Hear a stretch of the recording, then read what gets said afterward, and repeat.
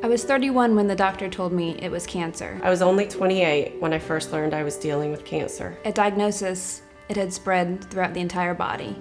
There was only a 30% chance of survival. After 5 rounds of chemotherapy, I was told there was still cancer all throughout the body and there was nothing more they could do. It took multiple surgeries, chemotherapy, 7 rounds of chemotherapy, radiation, a bone marrow transplant, 13 rounds of radiation, transplant, and a very painful immunotherapy.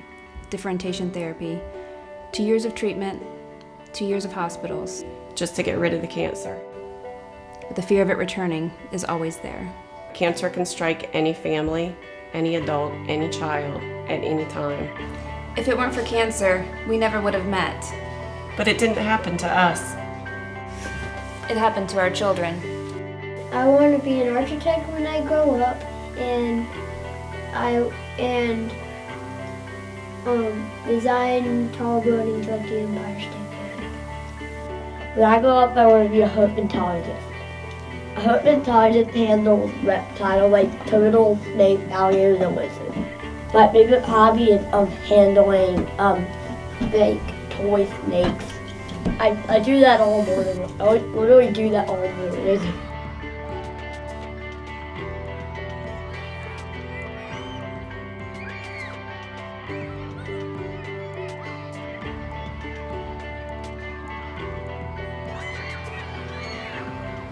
Neuroblastoma is a solid tumor cancer. It affects your sympathetic nervous system. Most commonly shows up as an abdominal tumor. Very quickly spreads throughout the body, oftentimes going into your bone marrow. Not many children survive neuroblastoma. It's one of the most aggressive and deadliest cancers.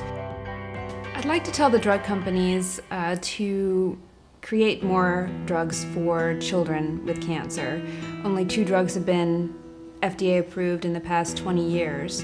The drugs and the therapies that Chase received are the same that adults get. And he was a 3-year-old boy. And to have those harsh treatments inside that little body was very detrimental. That's the reason why he wears hearing aids. That's the reason why his hair didn't come back. That's the reason why his kidneys are going to have issues, and his heart, and his growth will be stunted, and he's not going to be able to have children of his own because those therapies are so aggressive. It was give him those intense treatments or he would die. The drugs not only get rid of the cancer, which is wonderful, but unfortunately the drugs that they give children last a lifetime. But the alternative was a lot worse, so you do what you gotta do. If Chase After a Cure was not here, I know that the funding for the lab here at MUSC would be severely behind. We've been able to purchase equipment for this lab that they would not have otherwise been able to do. I feel a little bit better every day knowing that Chase After a Cure is helping provide funds to the lab researching this disease, because every day you think about relapse and every day you think you're going to be dealing with it again sometime. There are children out there who are dying, and they're dying every day. My child is well, and I'm very blessed and very lucky, but most children, they don't survive, and that's my goal now, is to do something for those other children.